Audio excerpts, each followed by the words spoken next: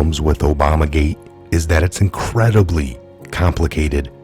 It began under the Obama administration and involved the alphabet agencies, the CIA, the FBI, and the DOJ, as well as President Obama, the National Security Advisor, the Director of National Intelligence, the FISA Court, and the Overseas Intelligence Agencies, Five Eyes.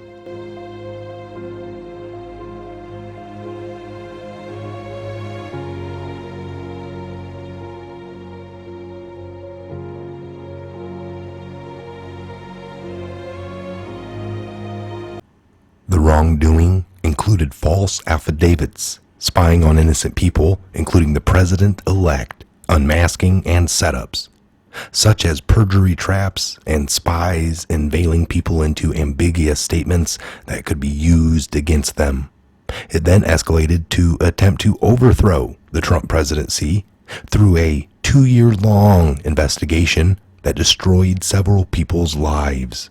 Even through the special counsel's office knew, and they knew from day one, that neither Trump nor his team had done anything wrong. But they didn't care. That wasn't going to stop them. That didn't matter. They'd make up the evidence. They'd keep going. What I stated right there is just the super simple short version. Meanwhile, on the other side, for 3 years, all that the left had to do was holler, Russia, Russia, Russia, collusion, Ukraine, Putin, phone call, and everything and everyone fell in line. The problem that I have found for the forces of justice, the wills of justice, is that it's tough to get people excited about wrongdoing that they can't even understand. Watergate was simple. A bumbling break-in followed by a foul-mouthed president who tried to cover it up. With Obamagate, though, within a few minutes of reciting multiple dates, dozens of names, 3 different continents, a myriad of documents, endless lies and cover-ups, well, people's eyes start to glaze over, and then they start thinking, this really does sound like some sort of crazy conspiracy theory. There are too many moving parts to the well-greased machine. And that's why I have dedicated my life for the last 4 years to dig into this and bring it from the dark to the light. I have tried everything to get the story out, to bring the facts to the people. That's my mission.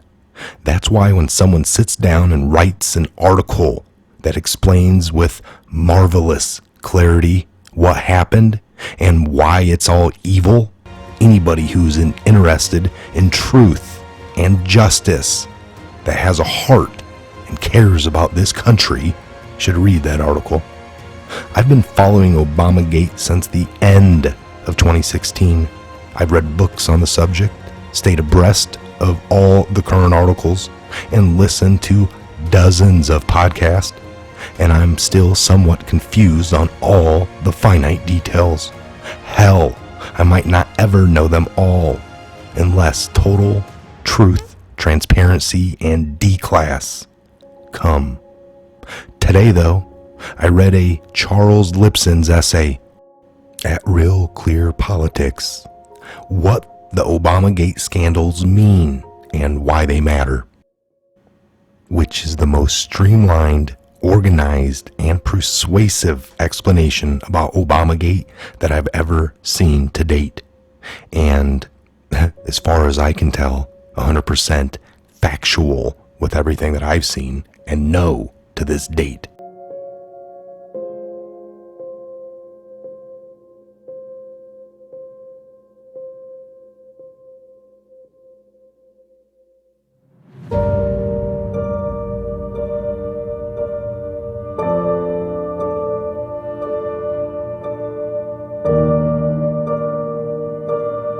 Yeah, I know. It makes you sick. I know. The article is divided into 3 sections, which helps break out the scandal's separate phases. Scandal number 1, massive illegal surveillance of American citizens using the database of the National Security Agency.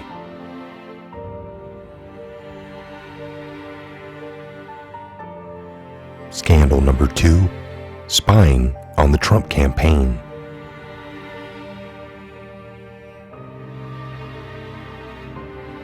Scandal number 3, covering up this spying. Continue it during the new administration, charging that Trump was not legitimately elected and impeding his presidency with major investigations based on false charges. Within each section, Lipson's lucid prose provides an easy-to-comprehend overview of truly heinous conduct, the likes of which have never been occurred in America. For example, for the spying on Trump campaign, which is normally a mess of confusing details, Lipson has this to say. When the NSA surveillance was halted, the Obama administration lost its secret eyes on domestic political activity and especially on the rising Trump campaign. To regain that vision, the CIA and FBI launched new surveillance efforts. 3 elements stand out. First, the executive branch, then controlled by Democrats, was much determined to spy on that opposition party. Second, much of the spying was conducted by agencies that are limited by law to foreign operations. Since their goal was actively domestic surveillance and since that was illegal, they apparently outsourced some of it to a friendly foreign government, who relayed the information back to Washington. Third, since the FBI wanted to spy on Trump aides who were not actually suspected of crimes, they couldn't get regular warrants. To work around that, the FBI, under James Comey, and the Department of Justice, under Loretta Lynch, falsely claimed that the targets were foreign spies, making them eligible for FISA warrants. They also tried to entrap them with the help from the CIA assets abroad, hoping they would commit illegal acts or say their colleagues had done so.